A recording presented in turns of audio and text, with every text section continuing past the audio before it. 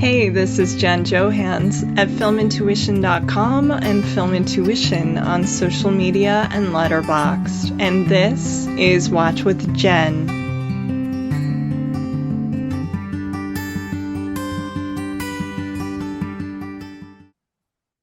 This week, I'm pleased to welcome back my friend Leslie Byron Pitt, who is a film blogger, podcaster, and hobbyist photographer.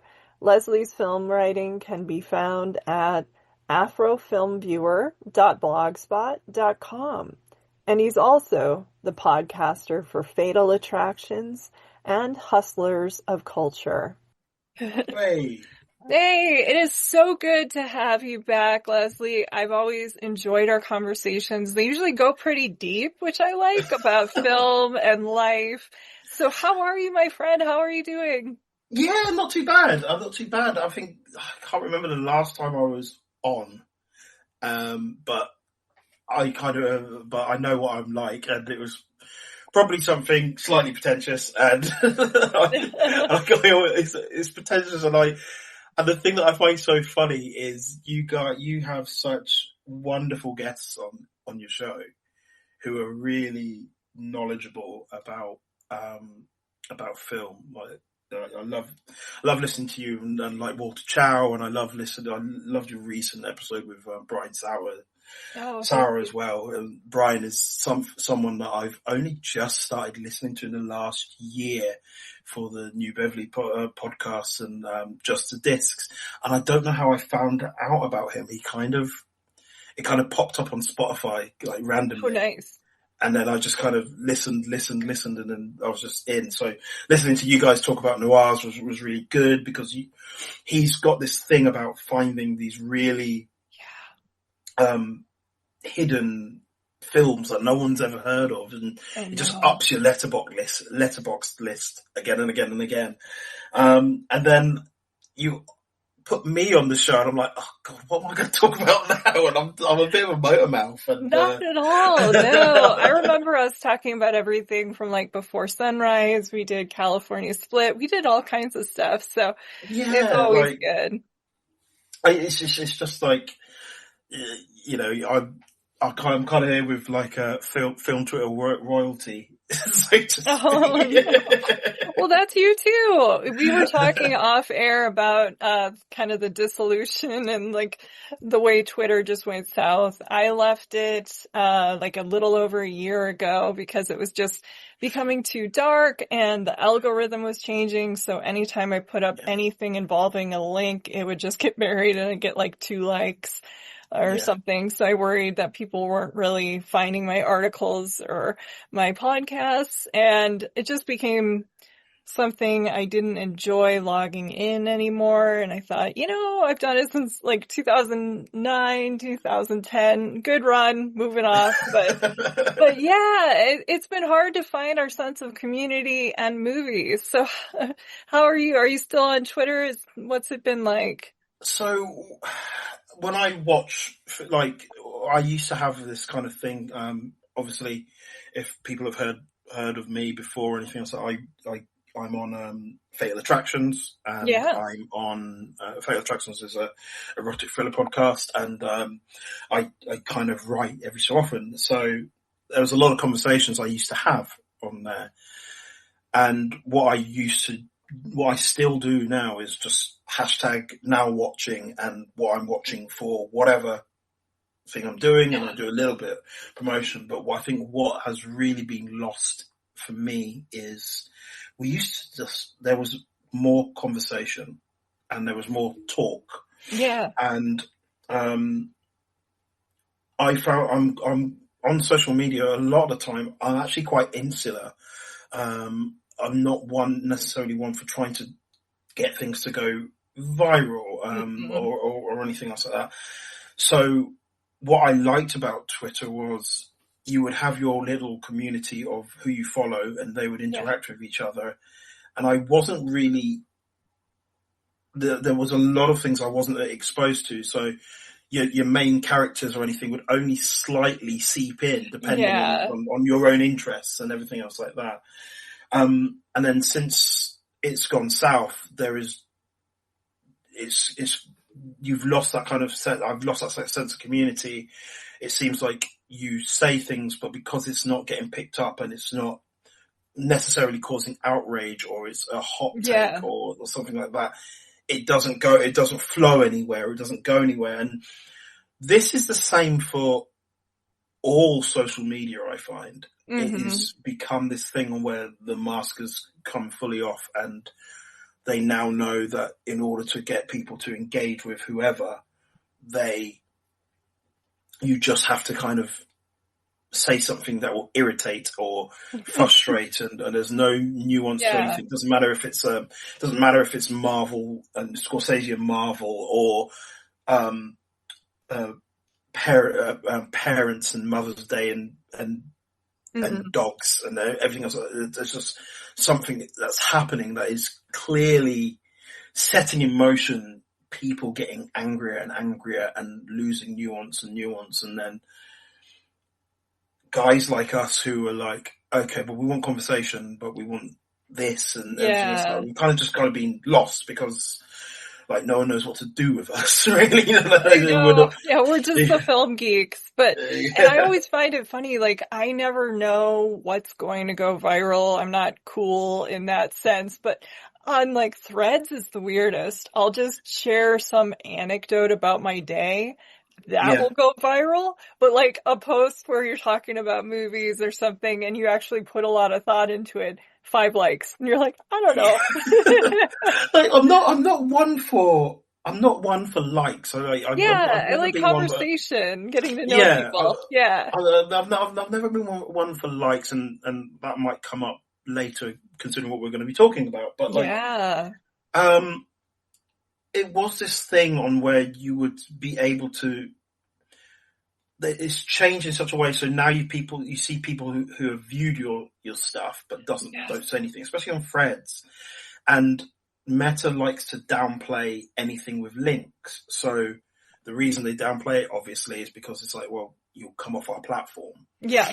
That's a good Um, point. so you do have a situation on where, like, what we do, a lot of what, like, I think what a lot of us did was like we would have these kind of little conversations in certain things, and then if something came up, we might blog about it, and then Yeah. after we blog about it, something else would come, and it would kind of snowball, and you'd get people watching movies based on these conversations, Yeah. and a big thing for me was like this is how I like met like people like Matt Sites and got into Oh, it was all conversations on with Twitter him. for me. Yeah. Yeah, and you would listen to podcasts, and it's like this podcast would come up on your Twitter feed, and you'd listen to it at a certain point in time. You'd hear the voices, and then one thing I think is completely lost with all this stuff is hearing the voices of people who are writing, critiquing, or what have you.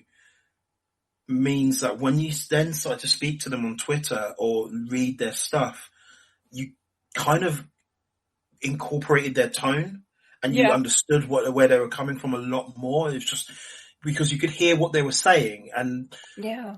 it was less, there was less misinterpretation because you weren't just reading text that could be read in so many different ways. Like I Hmm. still see to this day people going, "Oh well, no one gets my sarcasm." It's like, well, no, you might not get sarcasm because when like it's the social media is bent in such a way that, and also we live in such a weird world right now that it's actually very hard to be sarcastic or be satirical It is. without people kind of go, well, I'm not entirely sure whether that's real, like what's real or not. We've gone to these really weird extremes, and I think that's the problem. It's just like more Yeah. and more we're having conversations and we're not linking off to blog links or blog or podcasts or article links or anything else like that. I mean, there were so many, one or two people that I just bought their books. Like I bought their books based on the fact that they were on Twitter and they had something interesting to say, and because they had something interesting to say, you would listen to a podcast or anything else like that. There was a really good ecosystem that is kind Yes. of being dismantled, and now we're thrown into this kind of really weird thing full of like algorithm and randomness, TikToks Yeah. and Very AI and fractured. Yeah. yeah, and I think the Yeah. problem I really have with a lot of this stuff is there are people that where certain things work for them really, really, really, really well, and that's been kind of destroyed and got rid of, and it's a bit sad, really, more than anything else. But It is, yeah. And I think also it kind of goes to the larger time right now. Like I worked for DVD Netflix. It's actually Brian and I worked for the same company for a lot of years, and then we got laid off because that closed. And at the yeah, same time, my colleagues at a bunch of newspapers and magazines were all getting laid off. And so it's like now it's whoever can form the perfect soundbite, these influencers, critics, when they go to these advanced previews, some of their like feedback after the screening is designed to be blurbs, and it's like who can out blurb each other. So it just doesn't feel very authentic anymore. well, it was kind of like that when I was going to screenings here in England, anyway. Oh, okay. And this is a couple of years back. I remember getting in trouble because I kind of watched the movie, and I was asked to like put some sentences together for Mhm. something.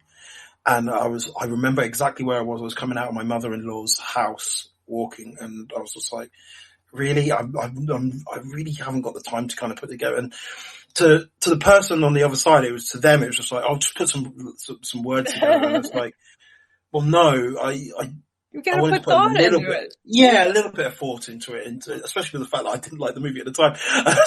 Yeah. So, So then you really want to make sure you're saying the right. Yeah. the right thing.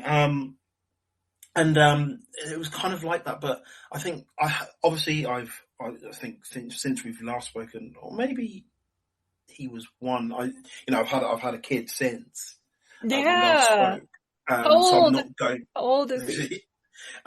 He was free. He is free last week. He came through. Oh, Yeah, happy birthday. yeah. So since then, I haven't been going to as much screenings, but I remember going Yeah. to the screening for Prey, Okay. and like great movie, enjoyed it, like really good in terms of in what it terms to do as a genre piece. And I think what frustrated me so much was just I was sitting next to, I think it was two girls who were clearly just TikTok influencers, Yeah. and they kind of sat through the movie, and the reason why they were sitting through the movie so is that afterwards they could go to a poster of Prey, take a selfie, and then go, and Yeah, then that's use it. that, and that was it. Like that's all they needed. Look at where I am, Yeah. get the clout, and then gone. And you could tell because it's like people were cheering at all the little Yeah. in jokes, and they didn't get it. Like, and there's like, Mm-mm. how often is this happening? All these people going in to watch these movies, that they're all kind of remaking or giving sequels to people who don't really care about the movies in the first place. Like, there's a Yeah. whole It's just about weird thing going engagement on. to them. It's not Yeah, about the crafts. Yeah. but the So I engagement do isn't think giving them we're any losing money. So, some. like, there's no What'd you money in say? it. There's no money in it. Like, it doesn't Yeah, seem to be any money. exactly. Like, They get it just, sponsored for stupid things. Yeah. yeah, like, it just seems to be a lot of, I wouldn't mind, but I think there's a lot of people in the space now who are doing it for clout. They're not even doing it for the love of movies or anything Mm-mm. else like that. They can just fall into it. And I, there's some very weird things going on. And I don't know. I think I struggle with it. And I think one of the reasons why I struggle with it is because it's just like, well, actually do love movies quite a bit. And like, Mm-hmm. I was doing it I was doing a lot of this Yeah, stuff before social exactly. media, and I'll probably still be doing it Yep. whatever social media becomes afterwards, because it's just a love of movies and wanting to Yeah. share that love as opposed to look how many followers and whatnot. I know. But Yeah. Trying to get the right level of engagement or get whatever. I don't know. yeah, Yeah. And I'm beyond that. I guess I'm not one of the cool ones, but yeah, I was the nerd who like in middle school was putting together a video movie guide like Leonard Maltin just for fun. Like two people read it, but I spent all summer. Well, that's just Oh, me. So yeah. writing reviews years ago on the front page and having it on GeoCities and Oh gosh, I said, remember GeoCities. Yeah, yeah, because we're about the same age. So yeah. and then looking at the stats and only getting 5 views, and it's just like, yeah, what? But 5 was really exciting back then. Like people Yeah. are reading it. Yes. Yeah, That's so funny. I'm always gutted because I was working at a cinema at the time, and it was just one of those things where I was able to go and watch films beforehand. This is when you still had reels and instead of like digital keys and stuff like that. And so, Yeah. like one of the big things for me was going to watch like Lord of the Rings before anyone else, like Hmm. before certain people. And you know, you came out of it like days before it came out, and the reason why we watched it was twofold. It was one, to check the reel, make sure everything was okay and everything else like Yeah. that. But the other thing was also because we worked at the cinemas, you needed to know your product Yeah. and you needed to know what you were talking Exactly. about. So when people said, "What's this like?" you could talk about it.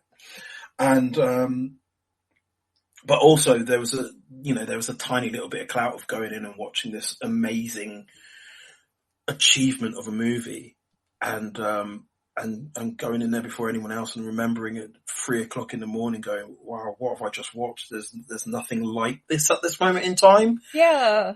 And it, That was so special, that feeling. I agree. yeah. And then I'd be like 5 stars and write it on, Yeah. on my website and still no one had GeoCities. seen it. Yes. Yeah.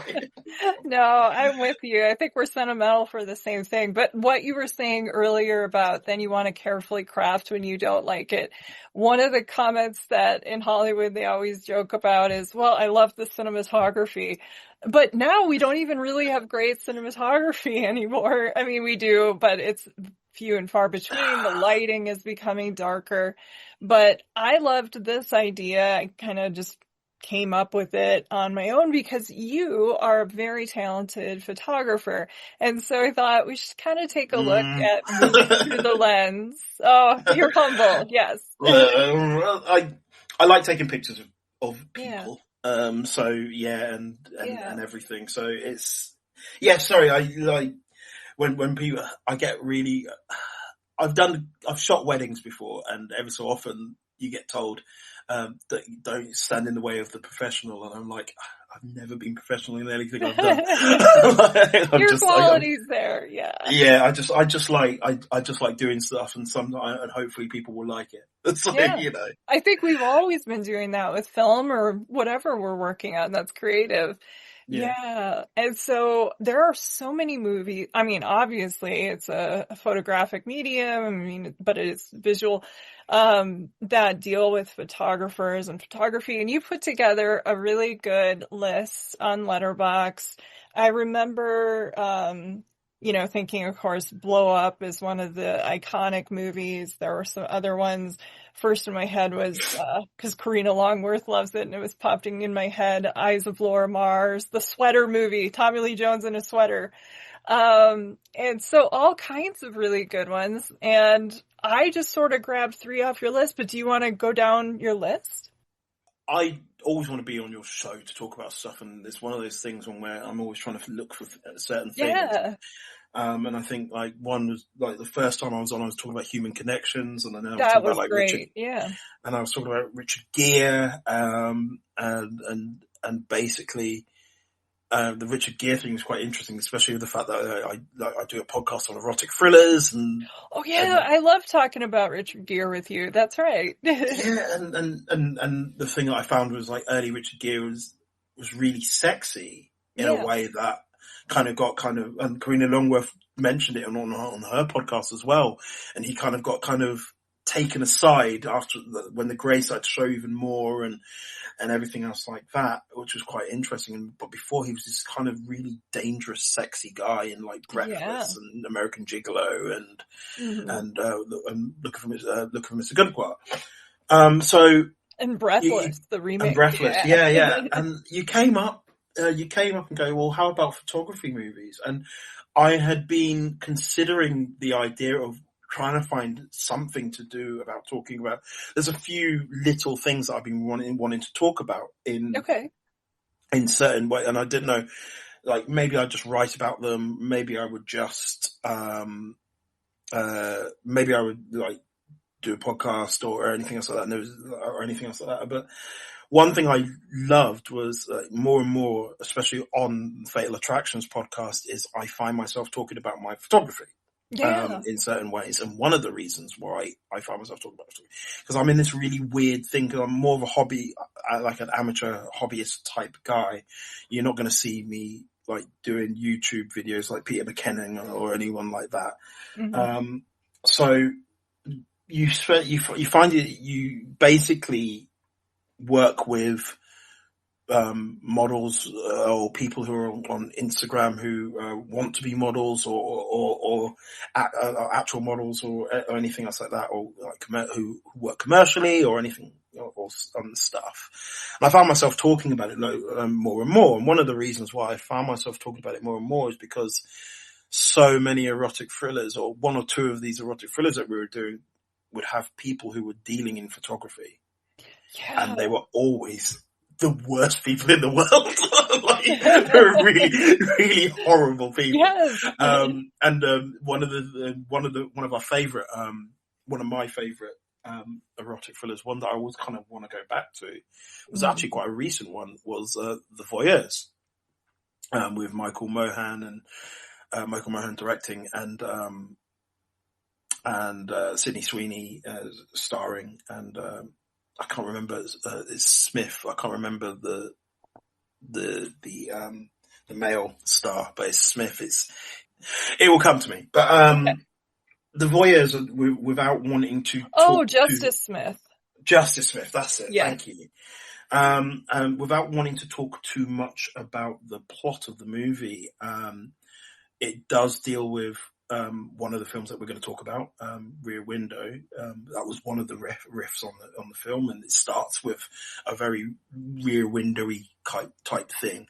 But as the film goes on, it's about two people watching a photographer and looking at what they're doing, and then it becomes this weird little intimate game between what they're seeing and what happens, and then they start interacting and they get closer and everything else like that. And it becomes I think is a really interesting thing. And one of the reasons why I find it quite interesting is because this photographer, the antagonist, as the photographer, is full of red flags that in what I do in terms of taking pictures of people, particularly of like women and everything else like that.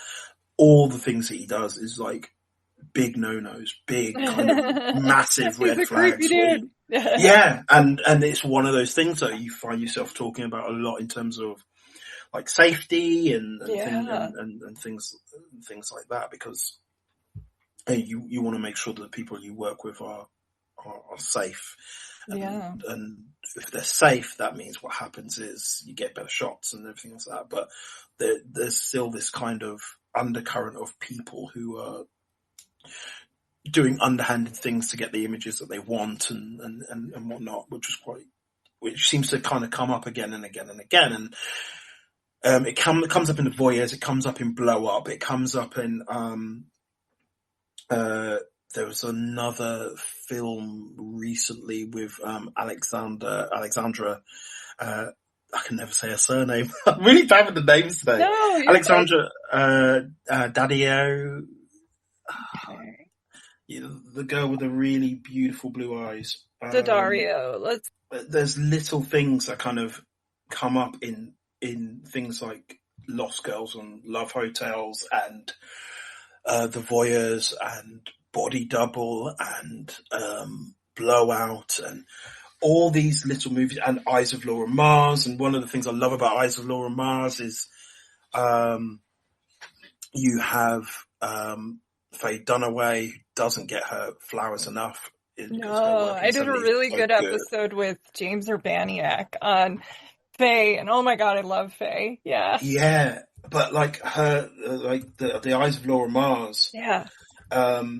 is one of these really interesting movies where like the photography is, she plays a photographer, and obviously if you know anything about it, she plays a photographer who kind of has this weird psychic link to these murders happening. And it's a really strange movie with this kind of weird paranormal thing. And the photography is from, oh God, his name escapes me again. The photography is from, what is his name? Helmut Newton. Sorry. Oh, yes, that's right. And Helmut Newton is the guy for fashion and sex Yes. and photography and the images in there and everything. And I think I like that aspect of it is just so fascinating.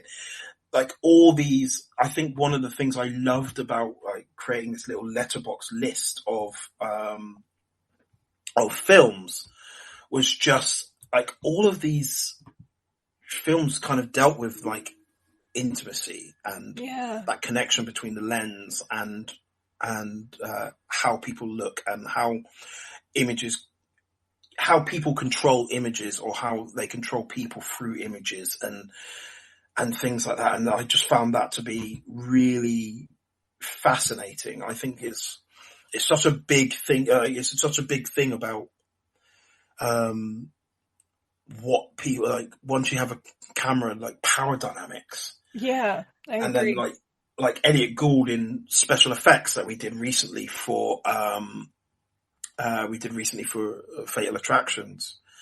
And one thing about like that movie, he plays a film director as opposed to a photographer, but there's lots of kind of photography style things on there. Close enough. It's a cousin of it. Yeah, to a point. But like, again, there's so many things that you see that I'm like, yes, I know of photographers who have been just as underhanded, so to speak, and weird and creepy and things like that. And it's this thing where I literally find it really fascinating. It's really hard to explain because when you say you find that fascinating, people will look at you funny. No. But it's just like, it's that weird intimacy between like camera, photographer and model. Yeah, and it's your field. I mean, like, you know, I always love journalism movies or writer movies, probably for the same reason. But yeah, like what you were saying, my mom and cousins were models, and they all stopped, like, you know, they did regional stuff, and then they all just kind of stopped. It was like, do you pay a ton to get, you know, the portfolio? Do you go to New York or do you go to college or what? And they all chose college. And part of it was now they're like, you know what? I'm glad I didn't go to New York in the 70s when all this was going on, or my cousin's New York in the 90s when the Epstein thing was going on. Well, this is like, it. Like, yeah. You know, I won't shy away from the fact that I've shot like boudoir Yeah, shots. but you've always been open about like safety and communication and stuff. It's the biggest thing because it's just like, I don't want to turn around and go, oh, is it privilege? But it's just like, you know, someone is allowing a certain amount of vulnerability. Yeah. For that image to take place. Mm-hmm. And, I think you've got to kind of respect that vulnerability, as much as you can, wherever you can. Yeah. And it's just one of those things where you do it and what I found is people, especially women, have looked at things that I've done and go, you seem to make someone feel really comfortable in front of the lens. Yeah. And that was really important, like to me. And what I find really funny is like you watch all these movies, and obviously because films are about conflict, like they're doing the complete opposite and making everyone feel really uncomfortable. Yes, so, like journalism movies when they're hooking up with their source right away and drinking on the job, and you're like, that's not what we do. Yeah. Oh my gosh. But we were talking about voyeurism, which kind of goes into, well, all of the movies in a way, but is there one you want to go with first? Should we do Rear Window chronologically because it's kind of the prototype, or it's the best, isn't it? Yeah, like, it is. Let's not lie about it. And actually has I loved, and I'm sure you read it being a film fan, Yeah, Hitchcock Truffaut, and he suggested it was a parable. The courtyard is the world, the reporter or photographer is the filmmaker, and the binoculars stand in for the camera and its lenses. And I agree. yeah. It's also the biggest set. I was amazed, like, they built the entire, like, courtyard apartments, on the Running Paramount water, lot. all sorts. Yeah, Yeah, when I was at the Academy Museum, that was interesting. I was there with my buddy Rob Belushi, and we both were Hitchcock nerds, and they had the backdrop from North by Northwest. I always just assumed, maybe they used Mount Rushmore a little, and then also just the yeah. set. It was a matte painting, and it's like the size of several floors, and you're just like, wow, that's what they did. That's so good. It's so good. Yes, but we got in trouble because, we were, doing action photos and Rob is a little bit shorter and so he was taking a picture laying down on the ground. They're like, no, just to show the scale. But yeah, so this is one of those great grand, Hitchcock sets. I'm a huge fan. This is definitely in the top 5 for me. I love Vertigo. Notorious, Shadow of a Doubt. There's so many, Yeah, but this one is great.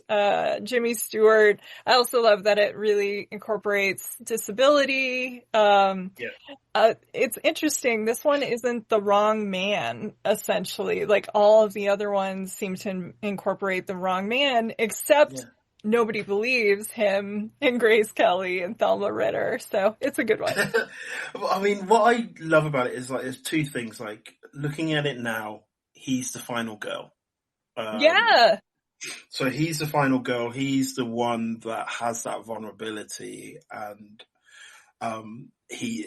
There's something quite interesting in the fact that he's a photographer and he's a certain type of photographer, kind of going out and doing all these action stuff and everything else like that. And now he is not able to do that. And he then grows this kind of weird, like, let's not lie about it. He, in the film, James Stewart is a prick. He's Oh actually my gosh, I really, know. He's he's horrible a to Grace really, Kelly. He's just, he's not a nice yeah, guy. yeah, And I think he grows this interesting kind of one-way intimacy with yes, everyone else, like across the courtyard, which I find like absolutely fascinating. But the thing that I love about this compared to Vertigo is that like both Vertigo and Rear Window are really voyeuristic. yeah, They're really about like the James Stewart character on both of them being yep, quite nasty watching. Yes. and the male and the male gaze is a big part of it in terms of, Yeah, it's hard to watch a film without looking at Miss Torso and being like, okay, yeah, and everything else like that. But what I really find really interesting is like, well, Vertigo is, I wouldn't say mean spirited, but it's a really dark movie, and it it's is. It's really about obsessive. control more. And, Yeah, yeah, there's a lot of control and objectification in yeah, there. Whereas one of the things I kind of really like about Rear Window is some of that's in there, but once it gets into the meat of the story, he easily, like the way that Grace Kelly and Phil Ritter yes. join him quite quickly, quite I easily, know. and I love it. And they're actually way braver than he is. And they're yes, darker because, like, I love when Thelma serves him breakfast. And I did an episode with Nell Minow on Thelma. And then, he's like ready to eat. And she said, where did he cut up her body? And she's going into all of this stuff. And you see graphic Stuart, like, detail. not want to eat. Yeah. And I love that the women, they're the ones putting it together because it's very true. I think everybody had that neighbor or something we made up a lore about, or like the Burbs, the weird house, or Boo Radley and To Kill a Mockingbird. I remember there was a house on our block that, captivated my mom would go and look and, you know, and not like James Stewart, but like, you know, there was weird stuff going on. It's true And crime before true crime. You know, it's yeah, just it like. was, we didn't have those podcasts, Leslie. So this is what we did. It was that and Dateline and those really creepy, like made for cable movies, you know, She Woke Up Yeah. or She Married Her Teacher or something, you know, Yeah. like, Oh yeah, no. ugh. But the thing that I love is like Film Ritter goes so graphic into like murdering and like chopping up, Yes. and then right at the end of the movie, like spoilers for anyone who hasn't seen this fantastic movie, is just they find something, don't they? At near the end, they Yes. go, "Oh, we found like a part or something," and Yes. she's the first one to go, "Well, I don't want to be any part of this." And I'm Yeah. like, "Are you kidding me?" I know. But it's such a fact. Like I really love. I think this is what I love. I love this more than Vertigo is because they do have these conversations, and there is this element of them having to question why they're watching, Yes. and the fact that they're realizing that they are being titillated Yeah. by what they're seeing. And I think one of the reasons why I like Rear Window a lot is because I think there's just a kind of earnestness there. There's an honesty. I do think, without becoming too like, to quote David Fincher, we're all perverts. But like Yeah. it's more the sense of there is something in so many of us. We do find there's something quite interesting in being a voyeur and looking something maybe possibly behind the screen or through a Especially camera now. lens or Yeah. anything. Yeah, especially now. And if anyone says anything out loud, we're kind of ashamed of it. We kind of step back Yeah. and go, no, not at all. Whereas no, there is something to be, there's something about what the film is saying there. Like Grace Kelly and James Stewart have this really wonderful conversation just after the death of the dog. Yes. And then it's like after the death of the dog where like all the people look around and then they just kind of look away and Figure move out on. it's not Perry Mason. Raymond Burr doesn't look. and then like Grace Kelly goes, "Oh, like we're ghoulish and everything else like that." And I think one thing that Hitchcock was really good with is turning around and kind of unlocking that ghoulishness in all of Yes. us. Unfortunately, there is a situation where obviously, like Scoundrel noted, he wasn't the particularly nicest director in the world, obviously, Yeah. even though he was like one of the best. But Yes. He's there not is a this. good hang. I don't think we would get to hang with Hitch. But I think there is something in his movies where he was quite. There's an openness about what he was Yes. talking about, which I think is quite particularly interesting to watch. And like, one of the great things about movies is we were able to kind of watch it from a safe distance and be empathetic or sympathetic or engage with it in a certain way, and it allows us to question things and question ourselves and stuff like that. And I think he was really good with that aspect of it. Yeah. And he was willing to take icons like James Stewart and Grace Kelly and just like twist them or invert. For Grace Kelly, obviously her beauty is amazing, but in this and To Catch a Thief, and I think Dial M for Murder is probably my second favorite she was in. She's not an innocent, there are No. twists. She's hiding things. She's secretive. Yeah. She's mischievous. And, Yes. you would usually in that era, she would be, before she became for real Princess Grace, she would just be a regal beauty. And Hitchcock saw that. And just like, the creepiness, the Watcher for, James Stewart, Cary Grant, he kind of would lean into his braggadocious kind of personality, make him a cold bastard a little bit. Yeah, it was always interesting. Yeah, I mean, I was talking to a model a couple of months ago. We were working. We did a shoot recently, and she great. She was beautiful to work with. Mhm. Like just knew how to pose before you knew how to pose. You knew how Yeah. to pose her, so to speak.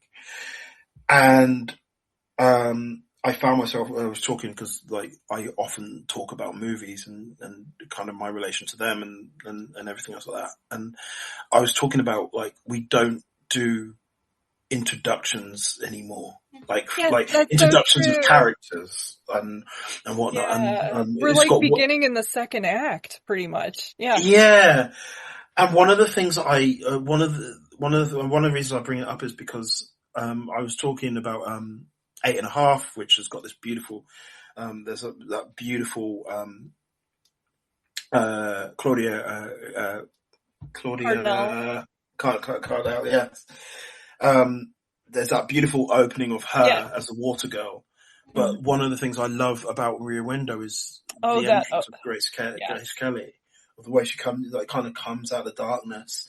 It's Yeah. all Technicolor, so like these beautiful, like beautiful eyes and Yeah. lips, and it's like nothing looks like that anymore. No, she's ethereal. Yeah. Yeah, but here's the thing: like you nail something there. Ethereal is one thing. She comes But in she's quite got a slowly, little, yeah. and there's just a small moment of like slow motion when she kisses Yeah. him, and it's such a simple little touch, and I'm Hmm. like, we don't do this anymore. We No. really like we don't. Like I say we don't do this anymore, but like Filmmakers. Yeah. yeah, like characters are just thrown at us, and Hmm. you don't have that same kind of, I don't know. There's something about that at that moment where you just suddenly you seem to be all in for that character because of how they've been introduced to you. Yeah. There's something about the fact that 4 minutes, the 4 minutes of the opening of Rear Window, you get introduced to all these characters beforehand. Then you get introduced to James Stewart, I and know. I think and that there's is no brilliant. dialogue. There's no dialogue. It's Yeah. visually given to you, and it's given to you like you see the picture of the car crash or the racing car crash. Then you see the broken leg. Then you see him, and it's just like your mind is already giving you the story, and Yeah. it's just wonderfully done. And Yes, and I think you're also kind of underlining another problem we have right now, which is our attention spans. So I just right before I logged in, I saw an article that was written that said something like back a few years ago, the average shot was 12 seconds, and now yeah, it's 4 seconds, and it's showing that we don't have the same capacity. So that's why we don't have these introductions. I have friends who pitch TV shows all the time and they're being told, that they need to explain the plot like 3 times in the hour. So people who are on their phone or they just want to be second screen entertainment. And so we're losing kind of some of this artistry. Yeah. yeah. Like you mentioned earlier about cinematography becoming darker. It's this. I wouldn't say it's less darker. I think there's a lot of it out there that is becoming less saturated, a little bit Hmm. more washed out. Yes. Hmm. But one thing I found uh, kind of crazy is transitions, just in general, and Yes. transitions and technique. And Mhm. I think there is something to be said about the fact that when you watch certain movies that are a little bit older, you would see um, I'm moving the camera for this reason. I'm placing the camera here Yes. for There's this an reason. actual reason. There's a reason behind everything I'm doing. This is in slow motion because of this. This is happening because of this. And like you can see at the end of Rear Window, like Hitchcock, like over cranking things and putting things in front in over cranking speed because he couldn't do anything. Like he didn't have that rapid like cutting that we have now. Like now you could tell what they would do and they would chop it to Yeah. death in terms of certain things, but no, he's speeding things up. Um, and I think that's the thing that kind of upsets me. Like you've cut to this for a reason. You've done a long shot for a reason. Like one thing I find as a photographer is now a lot of the time we shoot on digital. So, well, a lot of people shoot digital. There is lots of people who shoot film or anything else like that. And going on holiday recently, I found I didn't take a lot of shots, even though I've got digital, I've got SD cards out of my Yeah. out of all orifices, just I've got so many. And I think I only took about a few shots. And one of the reasons why is that element of intention. And now that you have this chance to just shoot for ages and do whatever you can with coverage and everything else like that, I think some of that intention is a little bit lost. I think some of that, and it's the same with like lighting. You lit with intention, but now cameras are so good, you can kind of gain back light through the camera alone and through its sensors, or if it's mirrorless or anything else like that. And we're here, you lit for a reason, and you lit for the drama as opposed to just lighting, I guess. It makes me think of things like Black Narcissus and Jack Cardiff and how he lit people and things like that. Or All the President's Men, and Yeah. like dark but with artistry. Yes. It Yeah, also George reminds me. Willis, and Yes. there was Gordon an Willis. element of Yeah. there was an element of like why they did things, and I think that's what Yeah. makes Rear Window so interesting. Yes, Like, I it's agree. all in one set. It's all like so much of it is just so like not flatly shot, but like you're just No. looking out of this thing and you're looking through a screen, and like it's so interesting that it's so engaging to look for a screen, and there's not a lot of transitions. Whereas these days, if you make a reel, it's like 2 seconds and you have to move, 2 seconds you have to move, 2 seconds you have to move. Like on Instagram or TikTok or anything, you're telling stories in rapid time, and it's weird. It's very strange. It's strange how we're processing information now. It is, yeah. I mean, in Rear Window, we're watching the watcher watch. And Yeah. what's interesting too is you were talking about intention and going on trips and taking photos. My friend Sean Burns was telling, I think it was like his niece and nephew Oh, about how say hi to Sean for me. I I like Sean. I like Sean a will. lot. Yeah. Yes.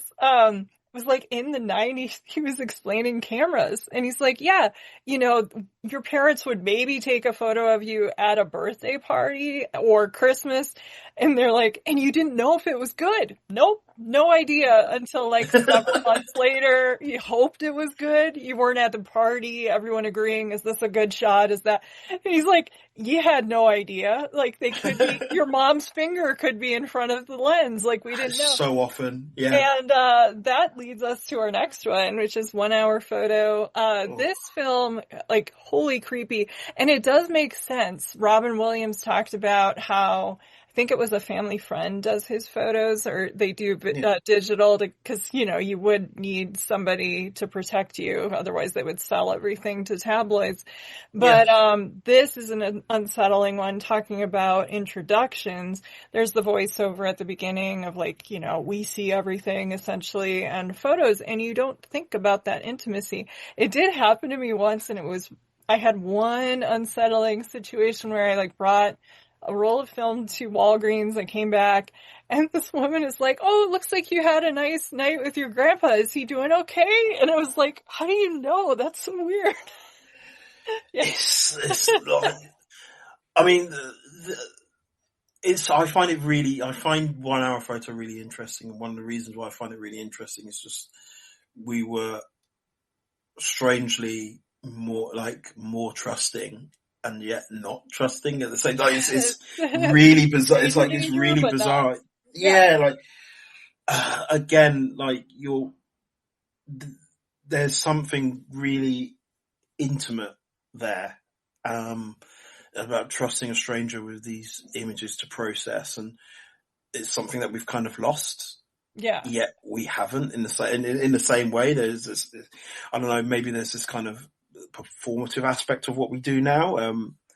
I won't say too much, but I recently, 2 years ago, I recently, did I was asked by a family relative to take pictures of a certain event. Um, Sure. I don't want to say too much Yeah. about it. And there was the certain family members were not were not necessarily Oh, happy with what was going on. But it was kind of important for the person who asked me in order yeah. to do so. And I've got these images to back them up, and they've been printed and everything Yeah. else like that. And it's one of and I think 1 hour photo just reminded me of that. That element Sure. of, oh, actually, yeah, there was a point in time, like Sean, where like you would only be taking pictures of events. You never Yeah. necessarily always had a camera, Yeah. and you did so. And I love I love how the film talks about like the process, and how like this like Seth or Robin Williams is talking talking about the process, talking about the color grading, talking about like he's so professional about it, like about everything, and how he wants to do it because they're people and their memories. Hmm. And I think that's the thing I really like about it. It's such a tragic story. And I think one of the tragic stories is like he loves he loves this family more than the family loves themselves. And the reason why he loves that family so much is so upsetting. Yeah. And Yeah. Exactly. it's heartbreaking. It's unbelievably heartbreaking. And It it's is. just and it reminds me of the power of images. I think images, like photos, are so ubiquitous now. We take photos all the time.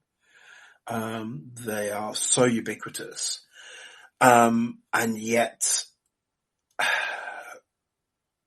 there's just something about the fact that I don't think we stop and kind of take in, like, we've literally just stopped a moment in time for this moment, and why have we done that? And again, bringing up like the idea of intention and everything else like that. I mean, I think is a really, like, for me, it's a big thing. And one of the reasons why it's a big thing, like, so, I don't want to bring this down too much, but obviously, as someone who's like, who has lost children.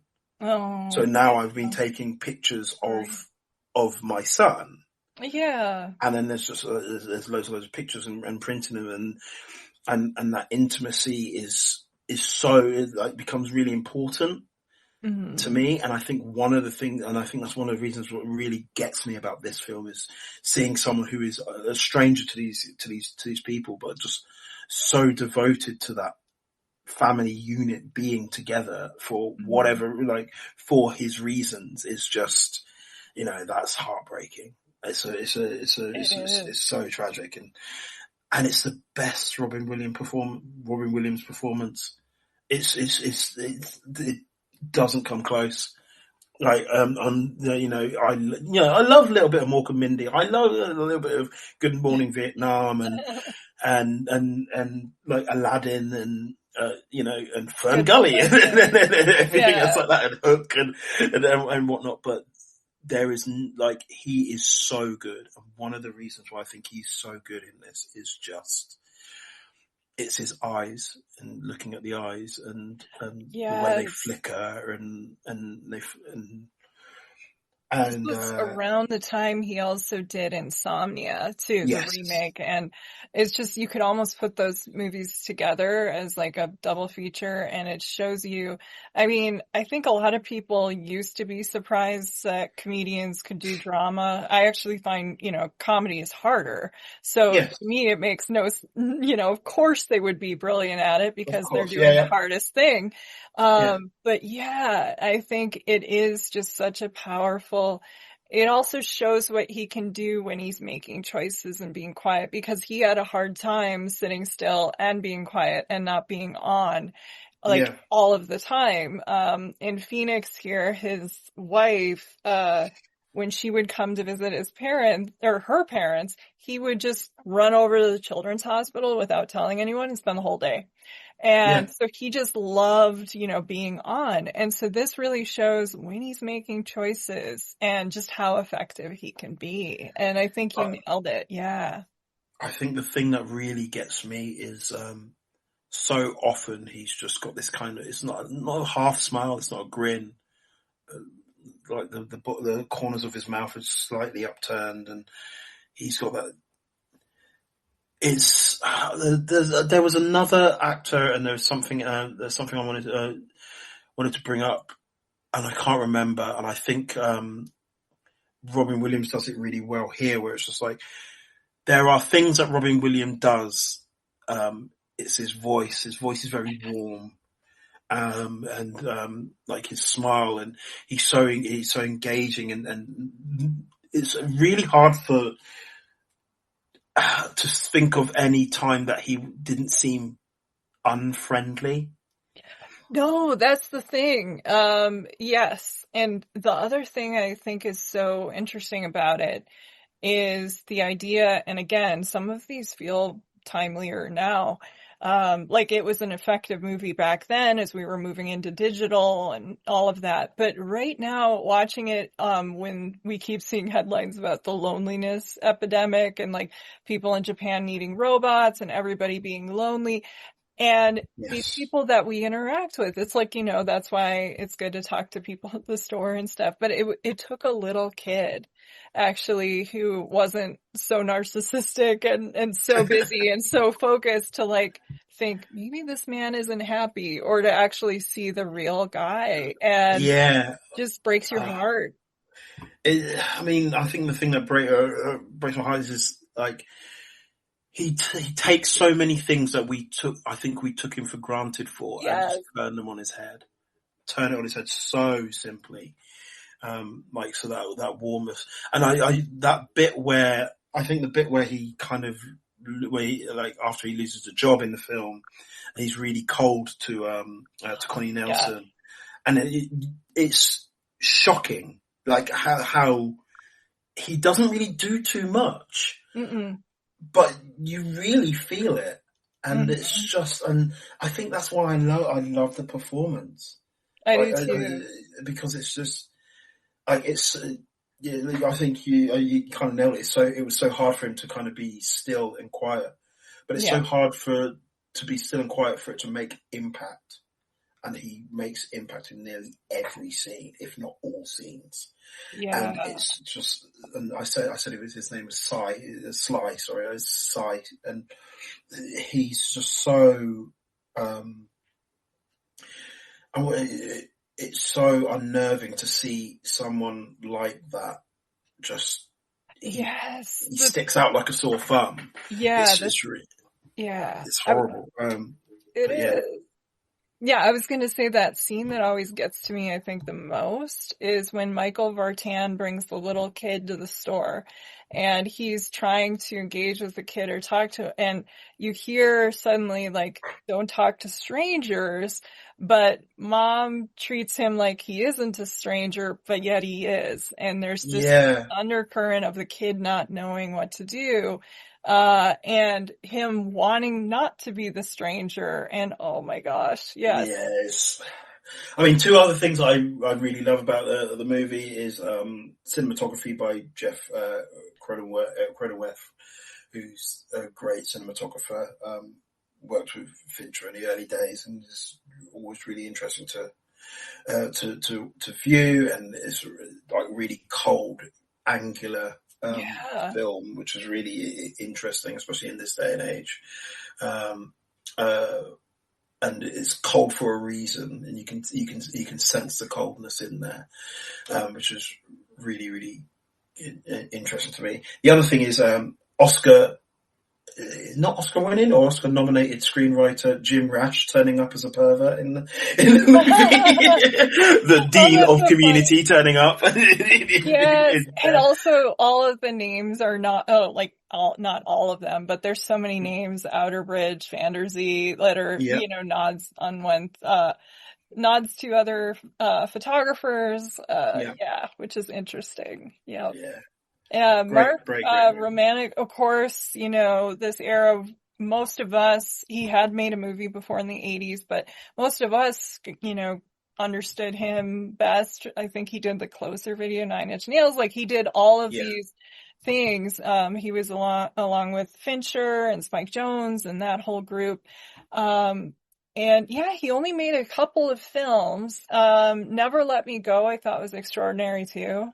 So that's a Um, great movie. yeah, but Really, really good. yeah, and then just didn't. So I would be interested to know. He used to follow me on Twitter back when Twitter was around. But yeah, I would have been interested to know like why he stopped or if he just like preferred short form or I what it mean, was. I do wonder, and I think I looked at 1 Hour Photo, and I'm like, we that cliche that I think a lot of us film nerds kind of talk about. You can't make this film now. Yeah. Yeah, you really can't. And I was like, no, you wouldn't be able to make 1 Hour Photo now, because I think there would be too much. One, I think the way it explains itself is quite not vague. That's not the right word, but it's The subtlety and it's a subtle way the of enigmatic, like you don't not everything is spelled out, and nowadays yeah, they need it to be. Yeah. and it needed to be. And then that's the other thing. Once you spell out the reasonings behind all that stuff, everyone would, we're watching films now that get primed before they even get released. So people already have certain talking points kind of stuck in their head of what they think this film should be about, on how they should be talked about and everything else like that. And the reveal at the end of this movie, I think people will get the wrong idea of it. And this and The Woodsman as well, like, and Happiness as well. Like, there are certain films that were delving into Very really dark. Yeah. dark areas, and they were doing it really like with subtlety, maybe humor, maybe like intentions and an intimacy, and people would watch them and not feel repulsed, but there's some really difficult, complicated feelings to get from it because of what filmmakers were able to do. And I don't think you'd be able to do that now because, so much of 1 Hour Photo hinges on the idea that you think that he is a danger to children. Yes, And, I agree. Yeah. and you just wouldn't be able to do that now because, straight away there'd be uproar, and it's just like, no, you have to let the story kind of flow. I really don't want to like spoil the film too much, but like you have to let the film flow in order to get to what it wants to say and why it's saying it. Yes. And you just can't do that now. You just No, you can't. really These are like mid-range movies that would have a little. that whole market is gone, which is so sad. Yeah. Which would find their little, their little niche market of like of fans and everything else like that. Like this came out, I think is it 2002 or was it 2003? 2000, was it 2? Yeah, it's 2002, and I went to the cinema I saw it at the times. theater. Yeah, we did have to drive a little bit, I remember, but it was the same theater I saw like Memento at, and so it was only a half hour away. But that's the thing; these would play at multiplexes, every day. No. Well, I was working at the cinema at the time, and I was at university at the time as well, studying film, and like I found myself in the cinema all the time, and this was at this point in time. The cinema that I worked for, they allowed you to have free passes, and it goes back to what I was saying earlier about like Lord of the Rings, where it's like your product. Now they actually, I think, cinemas kind of charge their workers to go. You have to pay for a ticket to watch a movie. It's like, no, like you not know why we do this. it was one of those things where I watched so many movies that time, and there was so many like not little but like mid-range weird little movies that I watched on the big screen that would get lost now. They'd be lost on a streaming, Yeah, these line that you Sundance just type, flick through. yeah, Sundance Um, type character dramas that embrace the darkness. There was this whole era of them, and Come you see can, Jake Gyllenhaal and Jennifer Aniston like kind of do this kind of weird Catcher in the Rye thing in The Good Girl. Like what? yes, yeah, like what is going on in that movie? Yeah, I agree. It was a weird time. Speaking of though, I loved being able to go in kind of blind or Yeah, go in where you just knew a little bit about the movie. And that is what yeah, I did with City of God. I knew people were raving about it. yeah. And I lived in Mesa at the time, which is pretty big religious population and an older population. So it was like me, another woman who was clearly a cinephile too, and then these two people, a couple, who clearly thought it was some kind of a religious movie. It was not.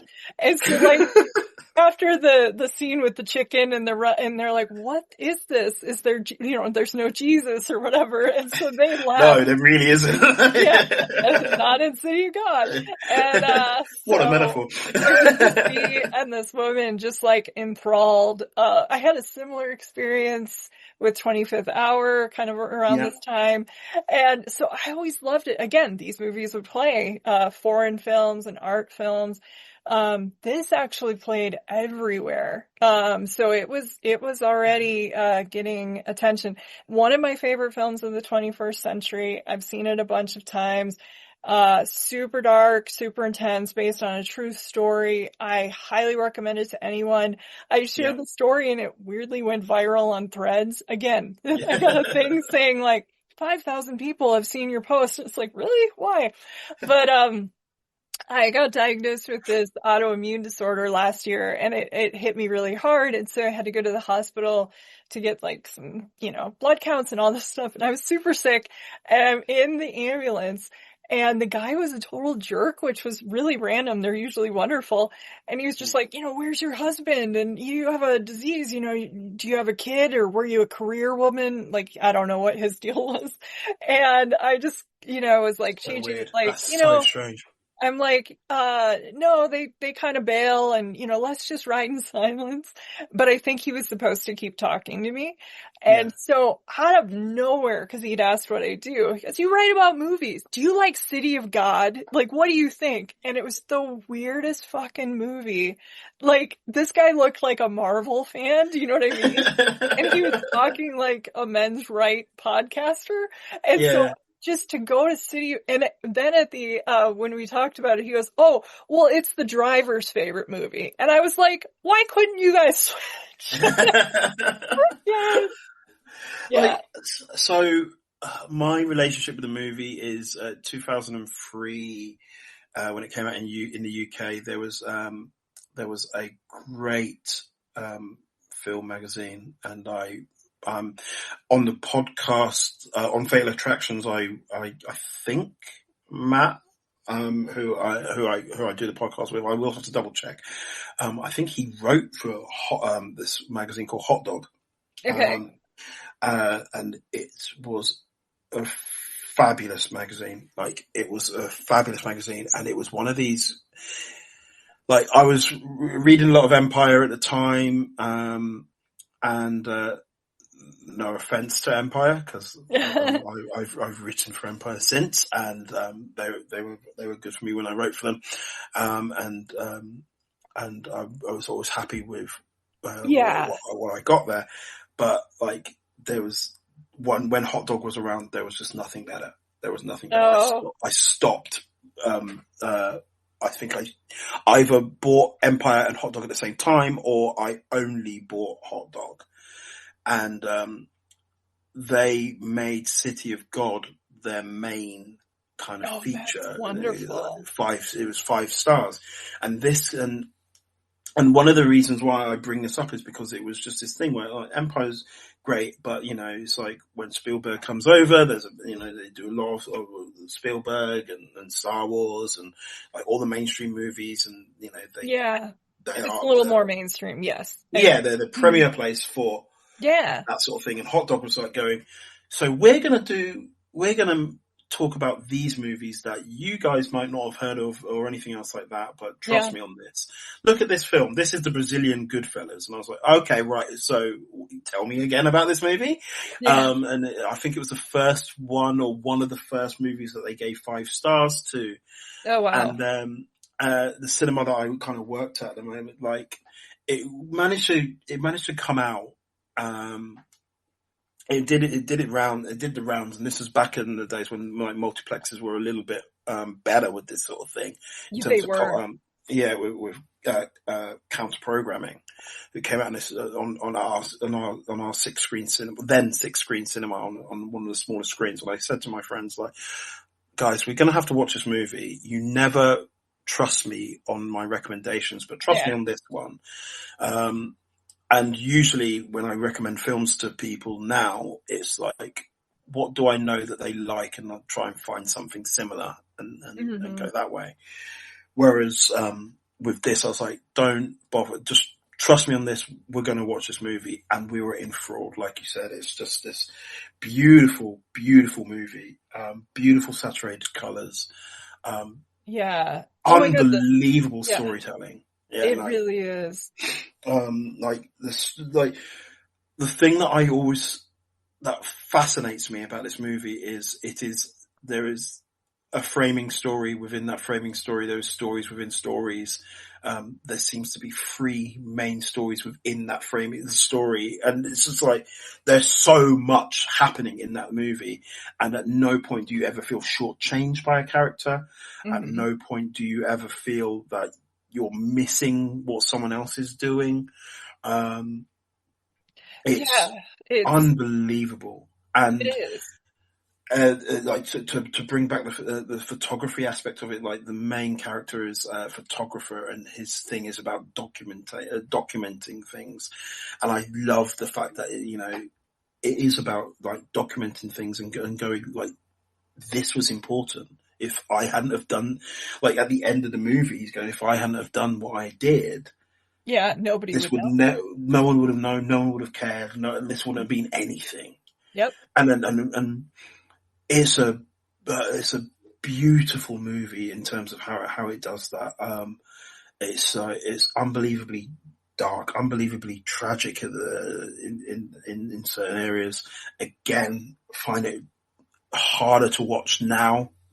Yeah. Films I have was become harder to watch surprised. once you become a become a Yeah. father. Yeah, I was surprised how much some of it still resonates. Like, oh, we're still battling that. Oh, this is, and Yeah, it starts in the 60s. It kind of operates like a neorealist movie, but like, an expensive neorealist movie. I think the only actor in it that was a professional actor is the guy that played Carrot, if I remember right. yeah. But otherwise, he said, Morelli's, that Fernando Morelli's and Katia Lund, she usually gets left off, but she was a co-director on this because the Yes, cast is so it was. massive. And, back in the day, he said when you wanted black actors, there was only like 5 that you would get, that were in the mix. And now there's like 500, like it did change things then. But these were people who were just living and being themselves, and they're all interesting. I love, we get so invested in obviously the main stories like Knockout Ned and all of and Benny, but we get so invested even with like, who's that kid over there and the face he's making? What is that? And then that kid comes back later. Mm. It is just a masterpiece. Yeah. Yeah, it's there was when the BFI did I think it was the BFI and Sight and Sound do their 100 best films. Yeah. Oh, it was one of the lists that were going around. You know how these lists kind of go around, and this was just before Twitter kind of fell off again, and there's lots of conversations about certain things. And I remember one or two Southern American writers kind of being frustrated at the Yeah. lack of representation. And I think one of the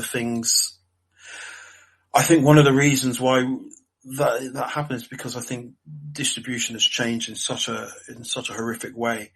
Like Hmm. I was able to watch something like, again, I was able to watch something like City of God in a cinema because there was, there was a lot Yeah. of talk about it in order for it to become the film that it is, and then and come out there. And there was a lot of fight for it to be in the cinemas. And then once you did that, I remember studying a couple of years later, studying world cinema Yes. uh, University. at university, and and Central Station Oh becomes yeah. a movie Was that Walter that Sallis? it's Walter Salis, yeah, and Yeah. it becomes a movie that happens because you started to. You're going like, this is a movement. There was all Yeah. sorts of like interesting little movies in there, and Yeah. even One Car Y goes down into Argentina and makes Happy Together, which, Oh my God, I love my that God, movie. But yeah. heartbreaking movie, beautiful movie, and there was a lot more talk about it, and I think we've lost what word of mouth really was. There's Yeah. lots of discourse, quote unquote, but there's not like this But it's word of mouth. discourse around the wrong thing. Yeah. Yeah, exactly. Yeah. Yeah, The like I the say, rage bait of it all, like the yeah, age gap in a movie or something, and it's just not about the whole film. Yeah. yeah, and I think one of the reasons why so many things like so many things are like poorly represented now is because things like streaming has made it strangely harder to watch this stuff.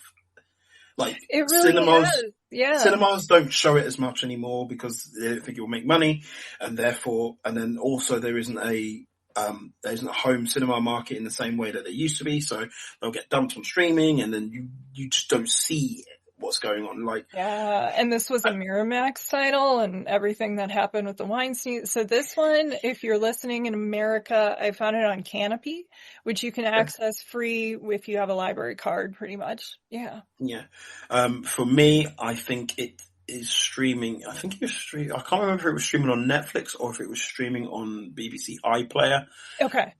but that didn't really matter to me anyway because I already had it on DVD. Because Yes. and I Yeah, don't I've even have got it on it Blu-ray. somewhere too. Yeah. DVD, yeah. And I think, and it was one of those things where, if I remember correctly, when I put it on DVD, when I put it on, I miss these days. And one of the things I absolutely miss is putting on an old DVD and having kind of like unskippable trailers of like random Yeah. movies. Uh-huh. Like, I really wanted to watch that. Oh, I have And seen that. That extra wasn't as good as features. I miss those. Yeah. and here in England, like with some of the older DVDs, like they try to put ads on them Hmm. anyway, so which is always a little bit weird. So what happens is like you'll put on an old DVD and you'll get this might not mean anything to like American viewers, but you'll get an old advert for Maltesers. Maltesers are like chocolate malt balls, basically. Oh, gotcha.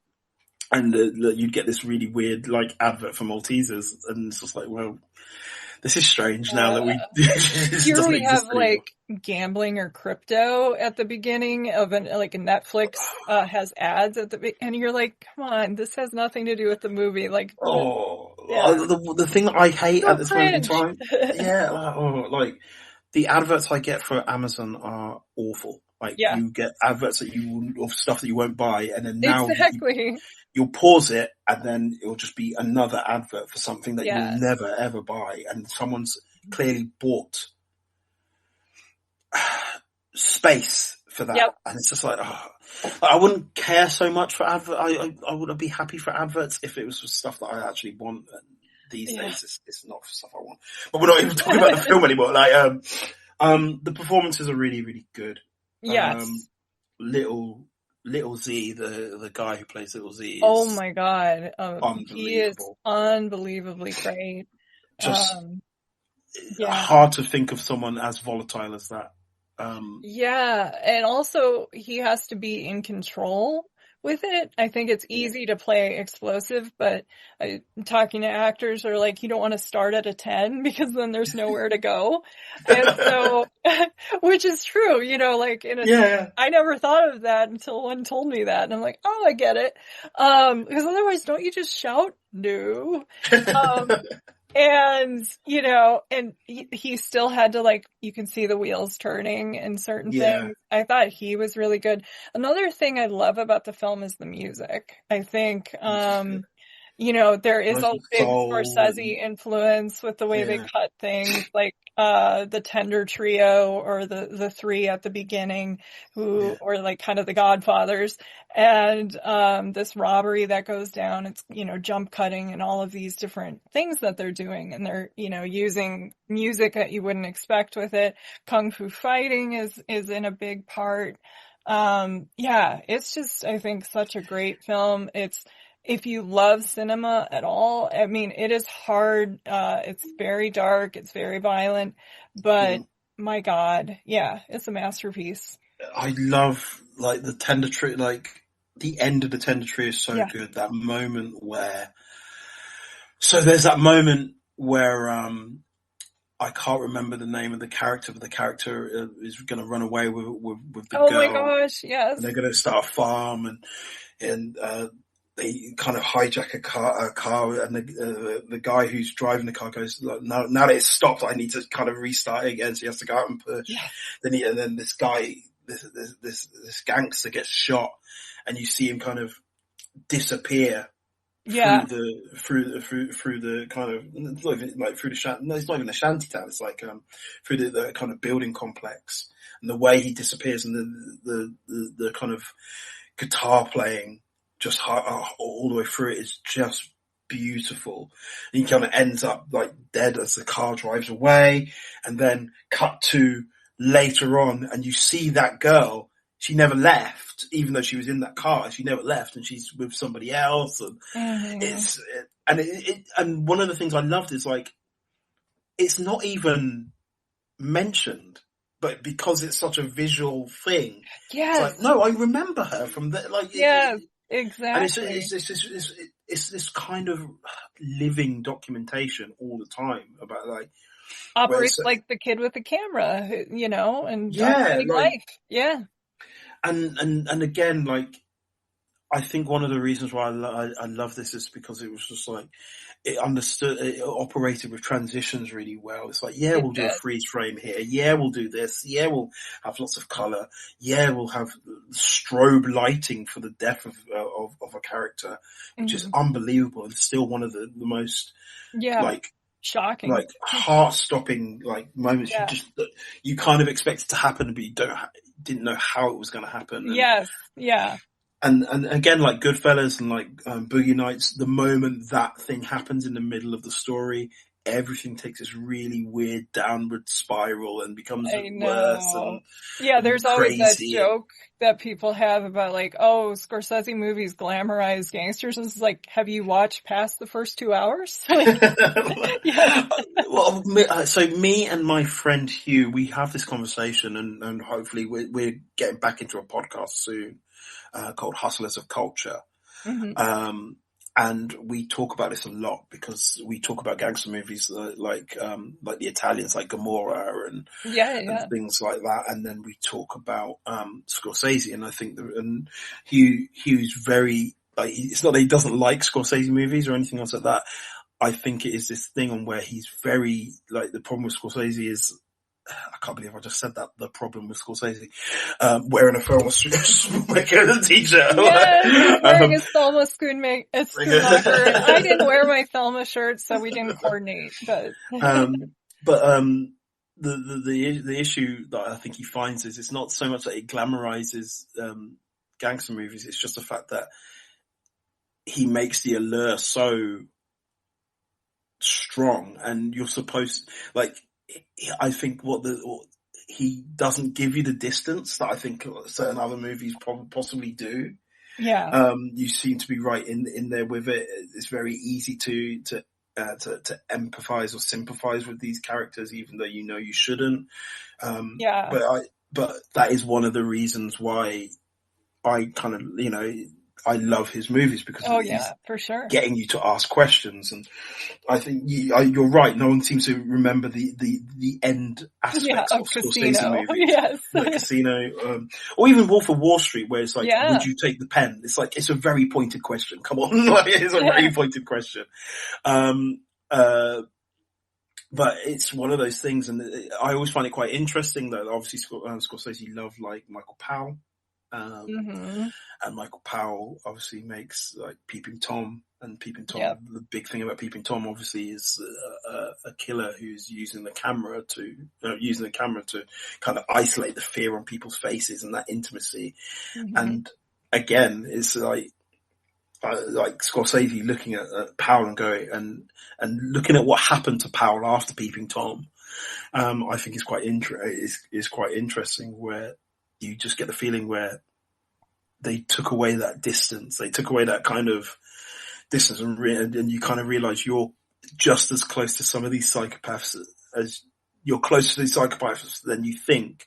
And you may not go out and kill everyone or anything else like that, but it's very easy to be kind of lured into it. I don't think they're glamorized, but I think they like Powell and Scorsese specialize in this, like this intimacy, with very bad people. Yeah. And I think you get similar with something like City of God, where it's just like, this poor photographer Rocket is like, I have Oh to be my careful gosh, what I I'm know. doing here, otherwise I could be dead. And I think that's the thing. There is that element of being a documentarian, but having to be careful of not being too close to these people, and Yeah. that kind of thing, that thin wire that you have to tread. And yeah, it's just like, that's the thing. I just like, it's such a good movie. It Deep is. saturated colors. Like, it's, watching something like this again, you just realize that I miss deep saturated colors, where someone would turn around and I make. do too. That whole sequence on the beach in the 70s, just stunning. Yeah, But yeah, talking about Scorsese too, of course, he famously said cinema is a matter of what's in the frame and what's out.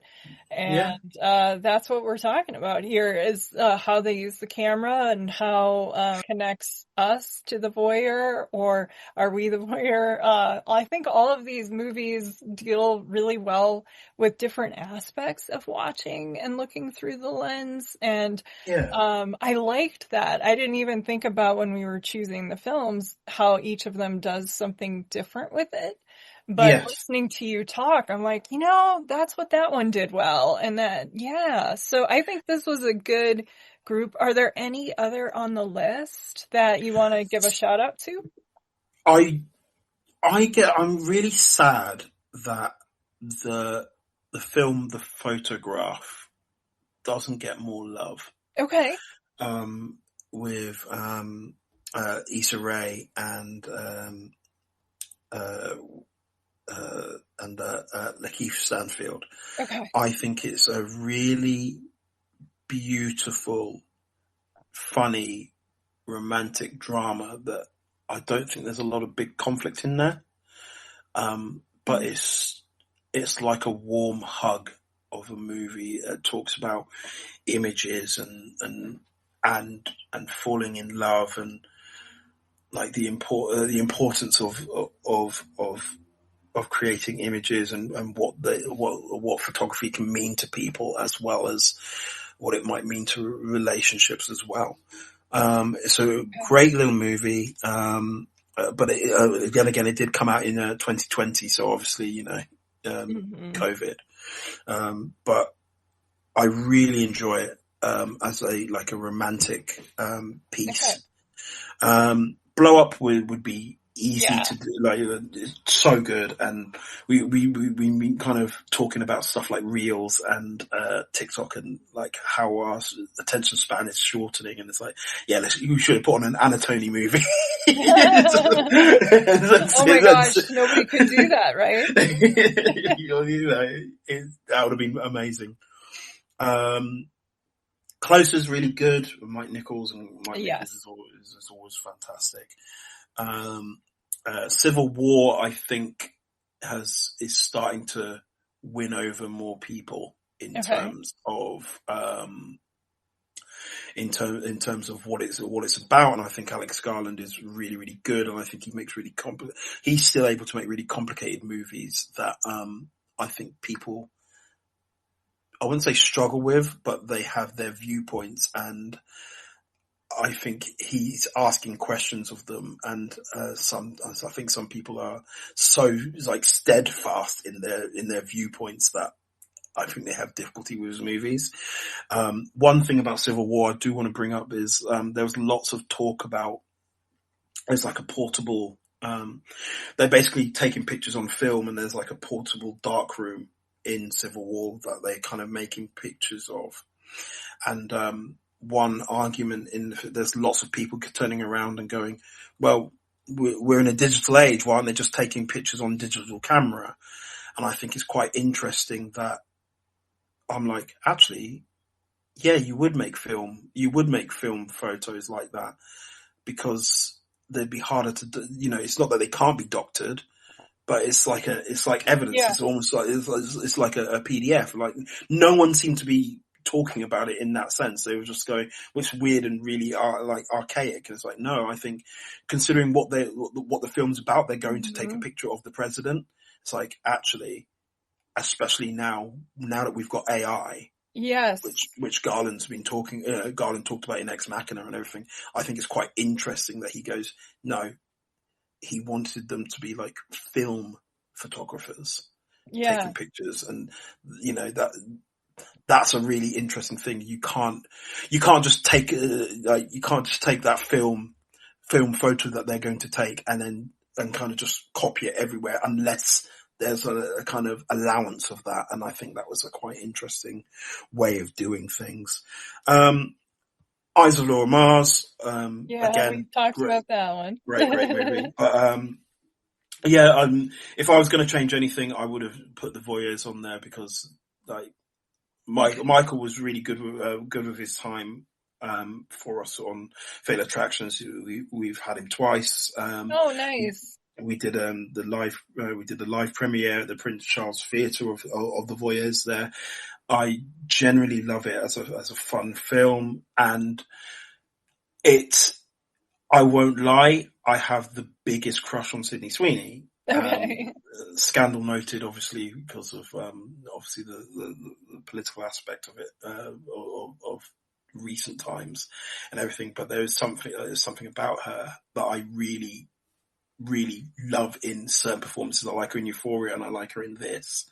I think she really captures something there. There's an innocence really there. Good in Reality. Good movie, yes. Yeah, I think really that's the movie. One I was like, oh, okay, yeah. Yeah, she I think she's really good. I think she works as a presence. I don't look at you have her in Housemaid, and you got Amanda Seyfried just blowing her off the screen pretty much.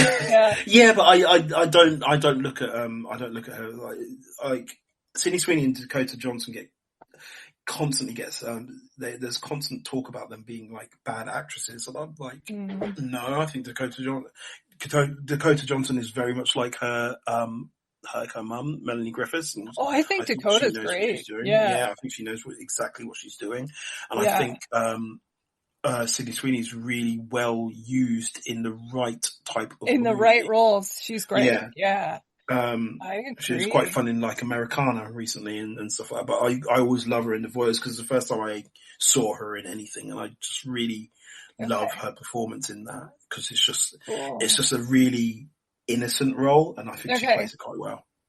Good deal. Well, I will check that one out for sure. And people who are curious should listen to your show. Like Leslie was saying, over on Fatal Attractions Pod. Definitely. Yeah. And just thank you so much for doing this. We can't let this much time pass, but you were a little bit busy with the family and everything. So happy 3rd birthday to your son, and come back anytime. Well, it's easier to do now. It's easier to do, it's easier to do because I can't be gallivanting all the time. So.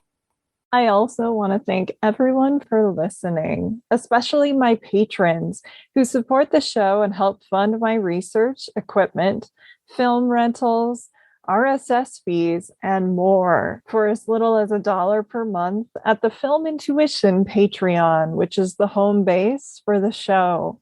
Other ways you can support the podcast are by sharing, reviewing, and subscribing to Watch with Jen wherever you get your podcasts, and also checking out the cool merch store hosted and created by our talented logo designer, Kate Gabrielle. You can find the merchandise store, including shirts, tote bags, stickers, and more by visiting filmintuition.com and clicking on the shop link. The show's theme music is solo acoustic guitar by Jason Shaw and is available in the free music archive. Well, until next time, please take care and happy movie watching. This is Jen Johans at filmintuition.com and Film Intuition on social media and Letterboxd. And this is Watch with Jen.